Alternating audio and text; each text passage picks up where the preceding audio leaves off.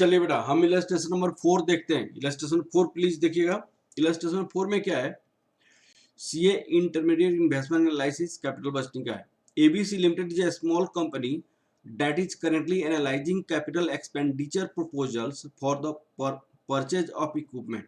The company uses the net present value techniques to evaluate the projects. Net present value techniques use किया जा रहा है, जो मैंने बताया था पिछले क्लास में।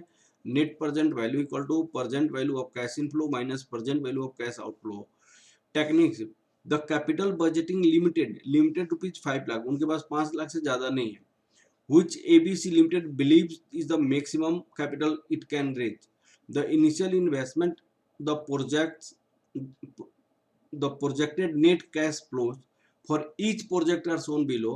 The cost of capital of ABC Limited is 12%. ABC Limited 12% है. You are required to compute the net present value of the different project. Net present value of the different project. Project A है, project B है, project सी है, project D है। Net present value निकालनी है। अब initial investment आपके पास कितनी है, आप 20,000 2 लाख है, 1,90,000 है, 2,50,000 है, 2,10,000 है। प्रोजेक्ट कैश फ्लो कितनी है, 1 2 3 4 5 है। आपसे question calculate net present value आपको निकालनी है, नेट प्रेजेंट वैल्यू निकालना, ठीक है ना बेटा। ये आपका आउटफ्लो है, present value of cash outflow, ये इनफ्लो है, तो इसकी प्रेजेंट वैल्यू निकालनी है। डिस्काउंट रेट कितनी है, 12%, 12% डिस्काउंट रेट है, ठीक है। अब चलिए सारे क्वेश्चन दिया हुआ है। सबसे पहले हमारी नेट प्रेजेंट वैल्यू का फॉर्मूला क्या होता है बेटा, net present value equal to होता है present value of cash inflow minus present value of cash outflow. तो हर एक का अलग अलग इनफ्लो दिया हुआ है, आउटफ्लो दिया हुआ है। तो इनफ्लो का तो हम प्रेजेंट वैल्यू नहीं दिया हुआ है, तो सबसे पहले हम प्रेजेंट वैल्यू निकालेंगे हर एक प्रोजेक्ट का, ठीक है ना। अब लिखिए calculation of present value of cash inflow of each project.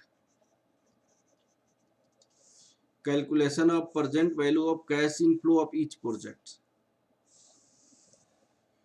यहाँ पे आपके पास ईयर है,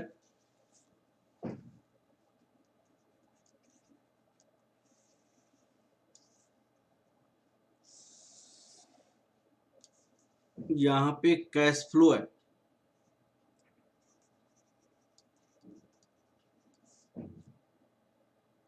हम आपको लिखते हैं प्रोजेक्ट ए,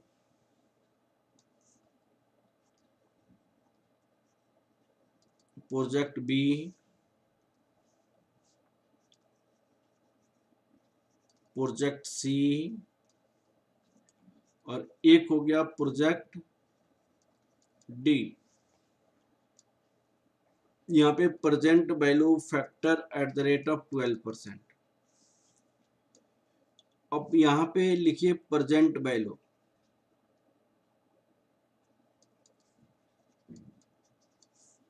इसमें भी क्या लिखेंगे, प्रोजेक्ट ए,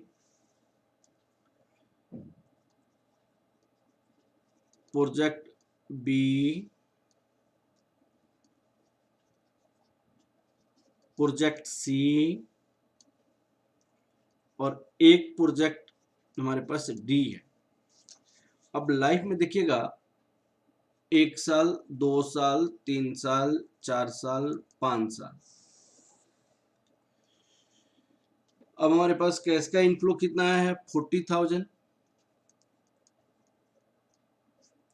50,000, ये 70,000, 75,000, और यहाँ पे 75,000। प्रेजेंट वैल्यू फैक्टर कितने, 0.893, 12% से 0.797, 0.82, 0.712, 636, 0.567, 567 होता है। अब ए का present value of cash inflow कितना हो जाएगा, यहाँ पे ये प्रेजेंट वैल्यू है क्या, ठीक है। 40,000, 50,000, यहाँ पे अब एक बार हम क्वेश्चन देखते हैं।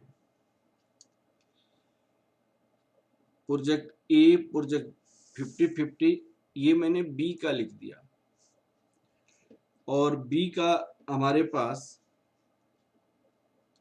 बी का लिख दिया, बी 40,000, 50,000, 70,000, 75,000। अब एक मिनट आप देखते हैं आप यहाँ पे ए में तो कोई प्रॉब्लम ही नहीं है, ए का तो हमेशा आपका सेम कैश का इनफ्लो है। तो net present value of project A ये 50,000 50,000 50,000 है ना बेटा ये। तो इसमें हम क्या करते हैं, प्रेजेंट वैल्यू 50,000 है और प्रेजेंट वैल्यू एन्युटी फैक्टर से मल्टीप्लाई कर देते हैं, वो 12% 5 ईयर और माइनस 2 लाख हो जाएगा। आउटफ्लो, आउटफ्लो क्या है, present value of cash outflow दिया हुआ है। तो यहाँ पे 50,000 into 3.605 present value annuity factor, 5 साल का प्रेजेंट वैल्यू फैक्टर को एन्युटी को प्रेजेंट वैल्यू फैक्टर को ऐड करेंगे तो 3.605 आएगा माइनस 2 लाख। ये टाइम वैल्यू मैंने ऑलरेडी बताया हुआ है। तो 50,000 इंटू 3.605 ये 1,80,000 250 माइनस यहाँ पे 2 लाख माइनस 2 लाख हो जाएगा 19,000 माइनस 19,750 आपका हो जाएगा ये। अब हमारे पास ए का निकल गया, इसी तरह डायरेक्ट। अब क्वेश्चन है कि बी का, सी का, डी का निकालना पड़ेगा। तो यहाँ पे हम ये प्रोजेक्ट बी लिख देते हैं, ये प्रोजेक्ट बी, और प्रोजेक्ट बी का प्रेजेंट वैल्यू हमारे पास कितना हो जाएगा 35। 40,000 को 0.893 से मल्टीप्लाई करेंगे तो कितना जाएगा 35,720। 50,000 को 0.797 से मल्टीप्लाई करेंगे तो कितना होगा 39,850। फिर 70,000 को 0.712 से मल्टीप्लाई करेंगे तो 712 से मल्टीप्लाई करेंगे तो 49,840। 75,000 को मल्टीप्लाई करेंगे तो कितना हो जाएगा 47,700। 75,000 को मल्टीप्लाई करेंगे तो 42,525। ये सबको ऐड करेंगे तो 2,15,635 हो जाएगा। अब प्रोजेक्ट सी को देखते हैं। प्रोजेक्ट सी में हमारे पास कितना कैश का इनफ्लो है, तो 75,000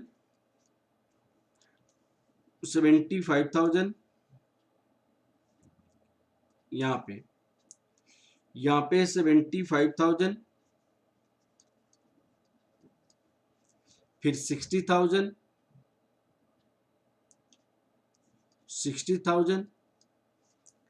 80,000, फिर 1 लाख। अब 75,000 को 0.893 से मल्टीप्लाई करेंगे तो कितना हो जाएगा 66,975। 75,000 को 0.797 से मल्टीप्लाई करेंगे तो 59,775। 60,000 को 42,720, ये 50,880, 56,700। अब उसी तरह हम क्या निकाल सकते हैं, अब नेट प्रेजेंट वैल्यू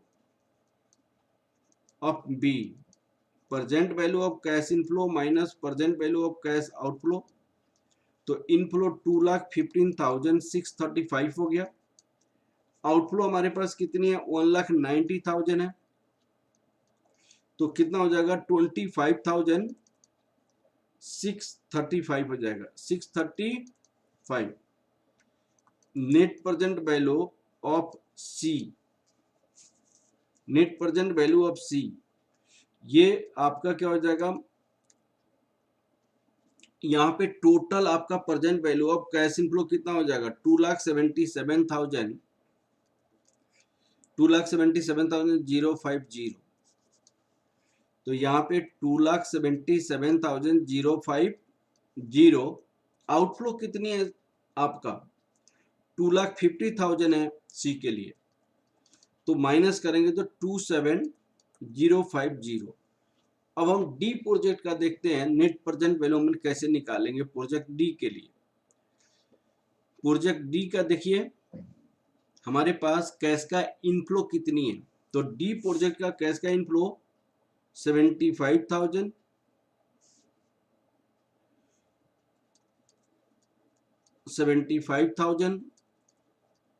75,000, 60,000, 40,000 और ये 20,000 हो जाएगा। तो डी प्रोजेक्ट में कितना हो जाएगा, ये 66,750, ये तो दोनों 975, 59,775 और ये हो जाएगा 42,720, ये तो सेम हो जाएगा। ये हो जाएगा 25,440 और 11,340, ये सबको सम करेंगे तो 2,06,250 हो जाएगा। तो net present value of D कितना होगा, D present value of cash inflow 2,06,250 minus outflow कितना हो जाएगा 2,10,000, ये नेगेटिव में 3750 हो जाएगा नेगेटिव। तो इस तरह हमने ए बी सी डी का नेट प्रेजेंट वैल्यू निकाला जो क्वेश्चन में आपसे पूछा गया था।